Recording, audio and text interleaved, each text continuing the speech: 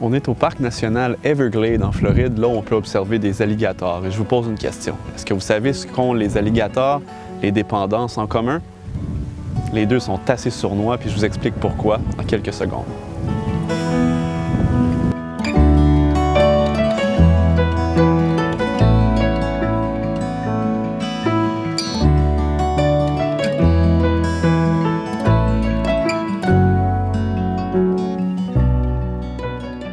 Les émotions fortes, les dépendances, ça a quelque chose de très relié.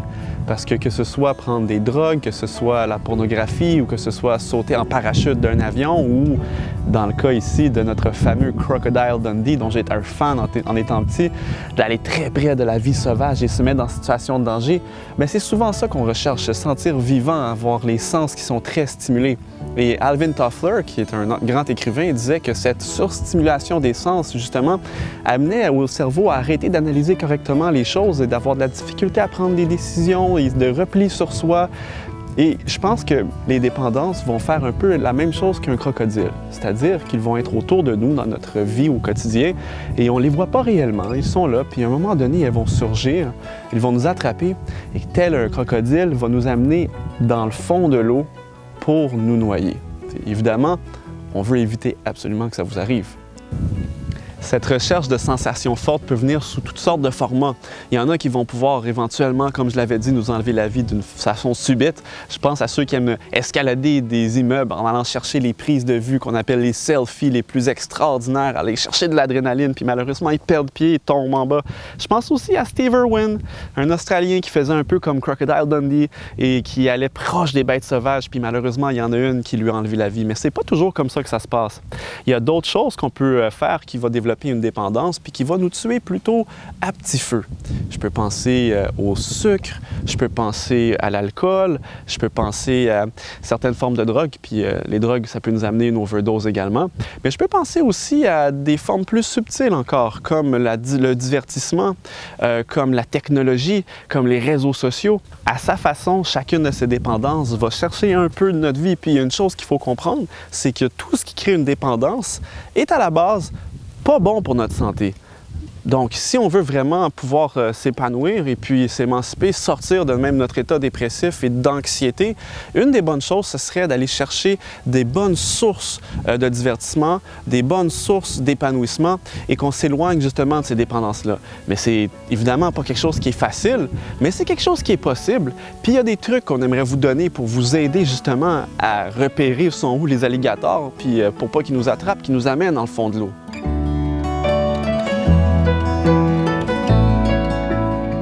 J'aimerais vous inviter à faire une expérience. Vous allez prendre une feuille de papier, un crayon, et puis vous allez écrire la liste de 5 choses qui sont comme une forme de dépendance. Puis, dans votre vie, dites-moi pas « Ah, moi, j'ai pas de dépendance parce que je prends pas de drogue. » Non, non, on en a énuméré plusieurs sortes, alors je suis sûr qu'il y a des choses que vous pouvez trouver. Vous pouvez les appeler mes 5 alligators. Et puis, vous les repérez, et on va essayer ensemble de pouvoir les éviter, même de les délaisser. Et je vais commencer par vous donner quelques exemples bien personnels que j'ai mis en application et vous allez voir, ensemble, on va y arriver. Alors, une fois que vous avez établi votre liste, voici ce que vous devez faire. Pour chaque item ou chaque alligator qui est une dépendance, vous allez retrouver un avantage que vous allez pouvoir bénéficier en enlevant cette dépendance de votre vie. Alors, bien personnellement, j'avais mis la dépendance aux médias sociaux. J'étais un avide consommateur de surtout Twitter, un peu Facebook. Peut-être pour vous, c'est quelque chose d'autre. Et pour moi, ça m'enlevait beaucoup de temps avec ma famille. Alors, dans la colonne Avantages, j'avais écrit « Plus de temps avec ma famille ». Ensuite, on veut trouver des outils pour nous aider. La première chose, on prend la décision d'arrêter et on enlève la dépendance de la maison. De ma façon à moi, comment j'ai pu le faire en réalité, c'était pas nécessairement de me débarrasser de mes ordinateurs, mais c'était peut-être d'enlever l'application sur mon téléphone cellulaire, de mettre une règle dans la maison que j'avais plus le droit d'apporter cet objet-là au petit coin. Je sais pas pour vous, mais parfois on consulte notre téléphone à cet endroit-là. Alors, ce sont des choses que j'ai mis en pratique. Et maintenant, Autre point très important, c'est qu'il faut s'entourer. On ne peut pas faire face à nos dépendances seul. Il y a beaucoup trop de risques qu'on tombe dans la rechute. Alors, la première chose qu'il faut faire, il faut en parler à quelqu'un. Alors maintenant, sur votre feuille, déterminez à quelqu'un que vous allez pouvoir parler de dire que vous avez pris cette décision-là. Demandez à cette personne-là de vous aider à trouver de l'aide. Avec une autre personne, idéalement, on veut s'entourer, on va même signer un contrat. Quelqu'un qui est un ami à vous, quelqu'un que vous avez confiance, parce que des fois, ça peut être gênant, c'est sûr. Pour moi, les médias sociaux, c'était plus ou moins gênant, mais il y en a des fois, ça peut être d'autres choses qui est beaucoup plus personnel. Donc, un ami en qui vous avez confiance, on signe un contrat avec cette personne-là. On dit, OK, j'arrête, et puis maintenant, on va se sentir un peu redevable et soutenu avec cette personne.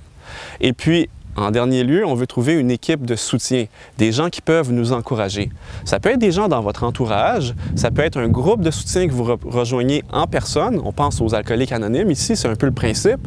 Puis aussi, on peut aller chercher ça en ligne, parce qu'il y a toutes sortes de groupes de soutien que vous pouvez retrouver, peu importe l'addiction que vous avez, que ce soit une addiction à la technologie, une addiction aux médias sociaux, une addiction à la drogue, à l'alcool, que ce soit une addiction aussi à la pornographie. Il y a des groupes de soutien en ligne et il y a des sites web personnalisés et spécialisés qui peuvent vous aider justement avec ça. Alors, j'espère que vous avez pris note et puis on va faire un petit récapitulatif.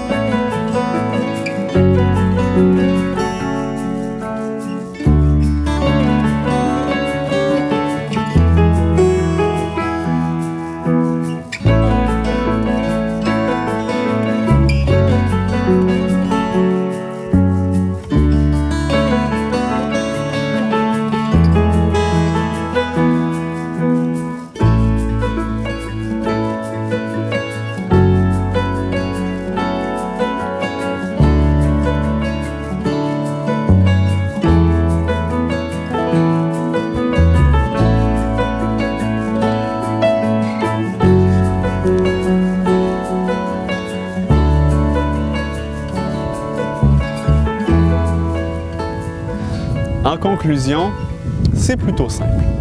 On veut cibler, est-ce qu'il y a des alligators dans notre entourage qui se camouflent et puis qui peuvent se transformer en dépendance? On prend notre feuille, on les écrit.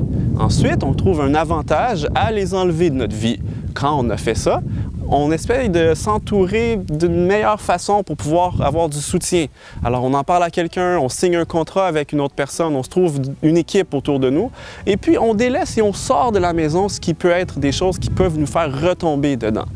Et quand on a fait ça, on aura une chance de s'en sortir. Et puis maintenant, j'en retourne à l'observation de mes alligators et je vous promets d'être prudent et de ne pas trop m'aventurer, me mettre dans une position de danger parce que je tiens à la vie et je suis sûr que vous aussi.